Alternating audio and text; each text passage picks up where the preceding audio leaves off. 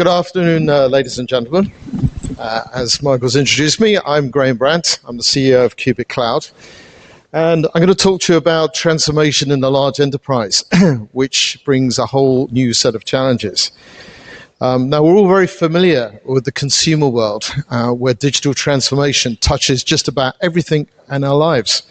But large enterprise has been slow to latch onto this revolution because business cases in some cases have not changed for more than 100 years. Utilities are a good example. But change is coming at them like an express train, and it doesn't matter what industry you're in right now. Everybody is facing this change.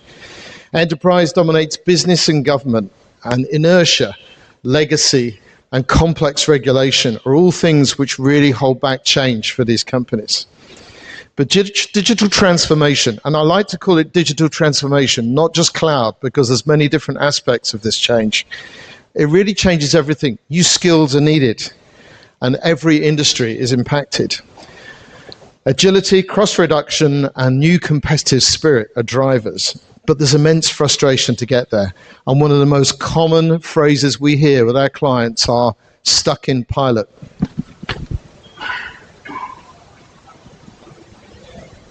So just a little bit about us and myself. QbitKloud is an agile group of experts really helping Fortune 500 companies achieve new business outcomes. And I mean business outcomes, and fast and secure in the digital world. As a company, we ourselves are cloud-like, high intensity, and we provide a world-class bridge between the business and deep engineering. In terms of my own background, I was very much involved, I've been involved in enterprise transformation for more than 25 years. And it's a great privilege to be sitting here as one of the first enterprise services partners of Alibaba, because it feels very similar to the original experience I had of being part of the Microsoft team that launched their business software business about 25 years ago. Because it's a revolution for companies, and companies don't really understand how to do it. And during those days, we faced lots of barriers to knowledge and understanding, and really working out where the art of the possible is in terms of being able to transform. So I'm going to touch on some case studies today. I'm going to try and look at things like really where the challenges occurred in the client accounts, how we addressed them, and more importantly, how that success was driven and the kind of lessons that can be learned. So why would we even consider enterprise? Why is it important? You look around this exhibition, there's so much happening with smart retail and consumer this and consumer that. Why would we get involved in something like big enterprise, which feels difficult and it's very slow? Well, first of all, it's a pretty big market. Gartner called the enterprise market out as worth about $4 trillion in an annual IT spend. That's pretty big. And these companies, as the first speaker of the session mentioned, they don't question whether they're going to go to cloud anymore overall. Most people know that the digital transformation is going to happen. But what they're really struggling with is really how that's going to happen. It's moving from silo-based IT to end-to-end service. People are thinking, how am I going to get that mobile sales application going? They're not thinking about what server am I going to choose in my data center. And things have really moved on. And the acceleration for this market is not about incremental change. It's about a generational change for most of these businesses. No matter how big they are, if they don't get this right, they will not survive. But it's complex, and actually getting these kind of partners to move is tough.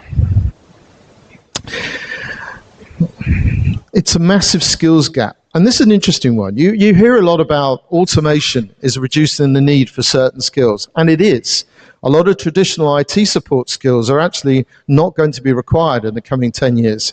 Why? Because the cloud providers will provide most of those services.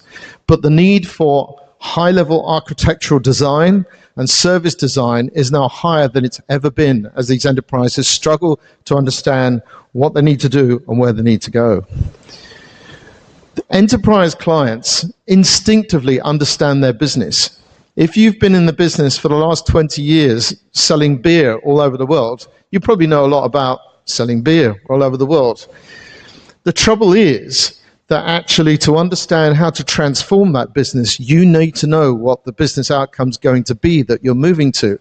And without knowing the art of the possible, many of these organizations really struggle to understand and articulate where it is they're trying to go. If you don't know where you're going to go, you're going to get stuck.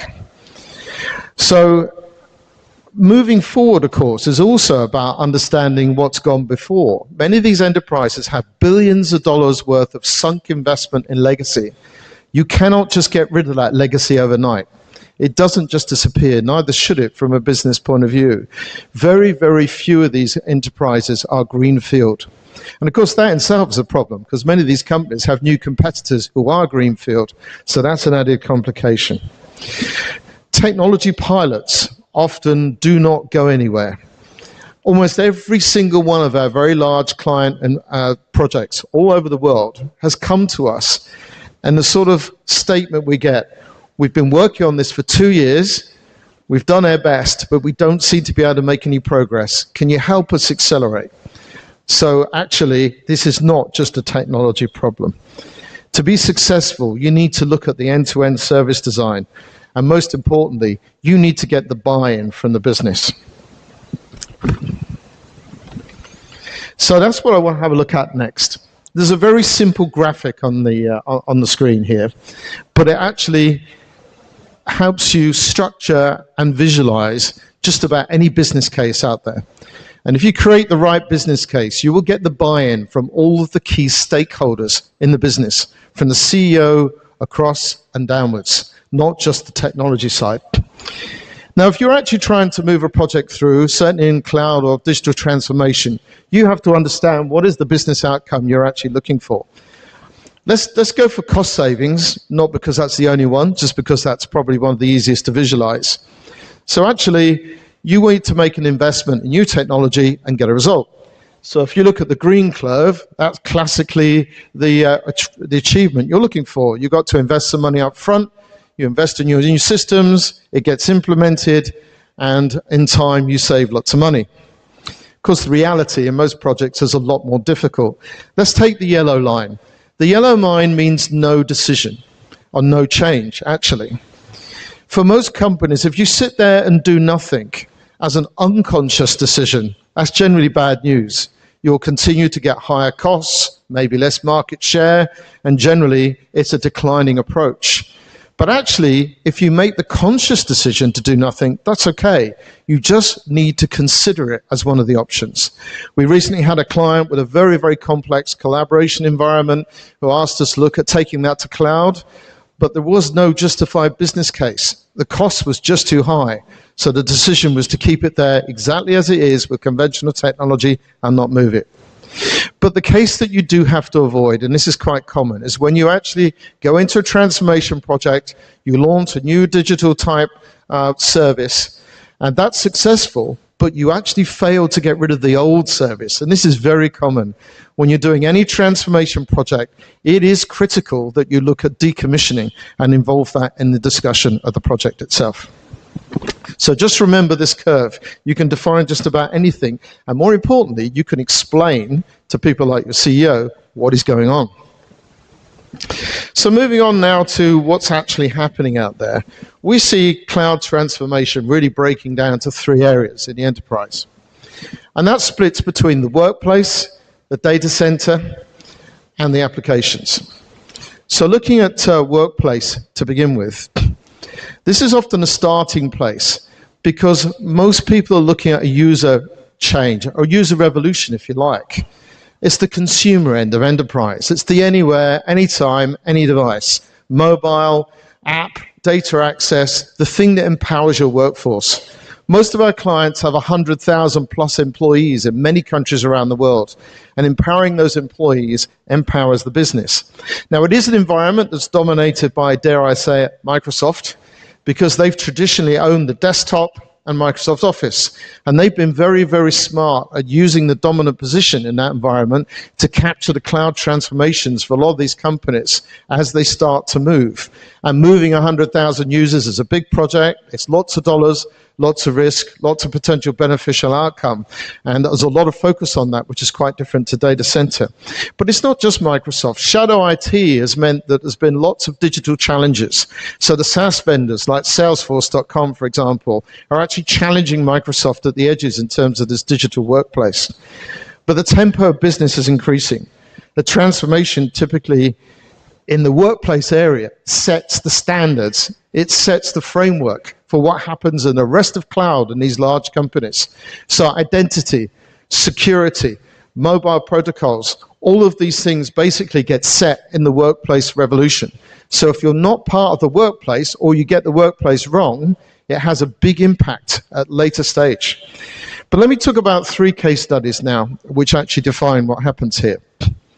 One of our clients is a global pharmaceutical company, and they as a business face a lot of pressure, a lot of cost pressures.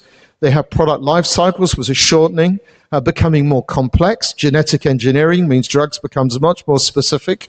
So you're selling for very specific knowledge in each sale. So their challenge was to empower the mobile sales force. They wanted them to be mobile. They wanted them to get closer to the medical professionals to whom they sell their products. They need to move quicker because of the shorter products. They need to give more information. Unfortunately, they started the project off with a wrong business outcome. The project was stated as, let's give 50,000 iPads to our salespeople. And sure enough, they procured 50,000 iPads, and they give those to their sales force. But the challenge that lies then is when you try and roll this out, it doesn't really work very well. The application access wasn't great, the data access wasn't great, the performance wasn't great, and fundamentally, part of it just couldn't work at all. So, working with the client, we had a look at this environment, and reality was, it was nothing to do with the hardware. What they wanted was to have more mobile users, security access to data anywhere, any place. So by looking at a different outcome, and the outcome is empowering the sales force, then you backtrack and you frame the project very differently. And in fact, they were then able to accelerate and deliver the desired outcome. In reality, it had nothing to do with iPads. Some Apple salesman did a great job there. Next one is FMCG. I mentioned another one of our clients, which is the world's largest brewing organization, active in over 130 countries in the world, and in many parts of the world where things like communications and networking are not easy, such as places like Africa, Latin America, because that's where their growth markets are. They saw empowering the workplace as a way to make their employees more mobile, help access marketing and sales much easier, speed up the supply chain. And they initiated a migration project about 2 years ago for well over 100,000 employees. But they saw it as a technical-only project. So they got a bunch of technical guys, and they put them in the corner of the room and said, fine, over the next year or so, move these 100,000 employees to the cloud. And the vendors turn up and said, yes, it's easy. Here's all these boxes. This is how you do it. Well, 2 years later, when we sat down with them, they'd moved just 20 people. That's all they'd achieved in 2 years. And it got stuck. The reason it got stuck is nobody had looked at the use cases. Nobody had decided how this is going to work end-to-end as a service. And servicing and support is very different in a cloud environment to conventional IT. So again, by carefully defining the technical architecture, the end-to-end service architecture, and then driving this in a way that gave the end users something that really worked for them, sped the whole thing up. And within 6 months, about 70% of those users have now been migrated. And the third example I'll give you is a professional services company. It's a Big Four accounting and audit company. They have customers all over the world. They're very paranoid, and quite rightly, about the security of their client data. And because of that, it's a very process-based business. Their challenge, of course, is that their clientele, which are tens of thousands of other enterprise businesses, are trying to go faster and faster and faster. And unless they change the way they work, they can't service their own clientele. So building a very effective end-to-end service environment around the cloud and using appropriate security protocols and data location architectures, they can actually increase the tempo of their business. And we've helped them create that new service end-to-end architecture. And I think the one thing that we've really learned out of all these projects is really two things. One, get the business outcome clearly defined.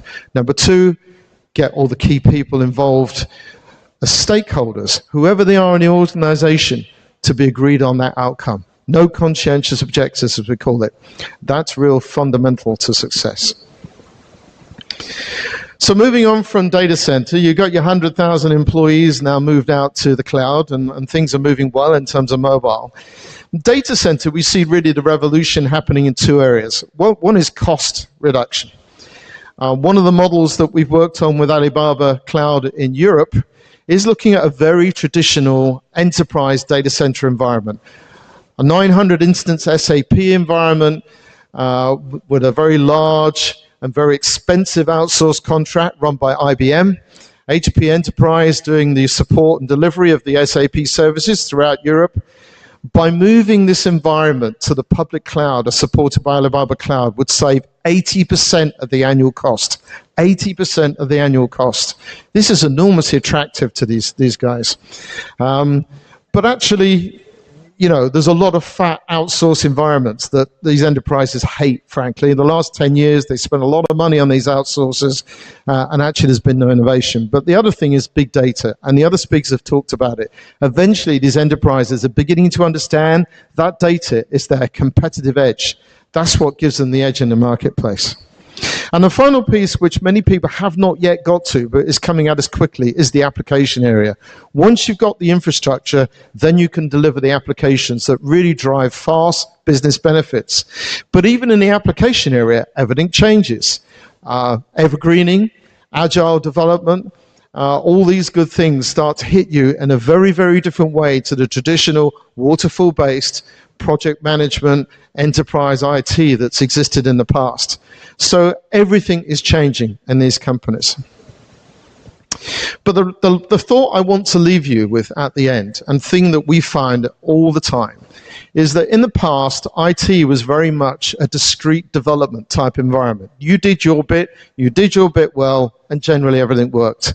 No longer, because it's such a joined up, such a connected environment in the digital world, it has to come as a collaboration of all the different people in the chain, from the chief executive, or if you like, the manager of the enterprise business, through to the technology vendors, through to, you know, the end users. They all have to find a way to speak. And that's been one of our challenges. The technical industry is appalling at this. It talks IaaS, PaaS, SaaS. Your average chief executive hasn't got a clue what any of this means. You've got to be able to talk business. But the business also needs to be able to understand it, because unless they understand what people like Alibaba and you guys are doing, they actually can't really understand how to specify what it is they want either. So QbitKloud spends a lot of time as the guy in the middle. We talk business and we talk engineering. So we're able to connect the two together from some very, very big companies around the world and achieve some fairly awesome outcomes. So I'm really going to sum up and say partnerships are the key. And clearly for us, the partnership with Alibaba is very exciting. We're honored to be one of their first enterprise services partners worldwide. And we're working already with enterprise clients and Alibaba in both Asia and in Europe to do some pretty exciting things, which hopefully I will be back here next year to give you some insight to. Thank you for your time.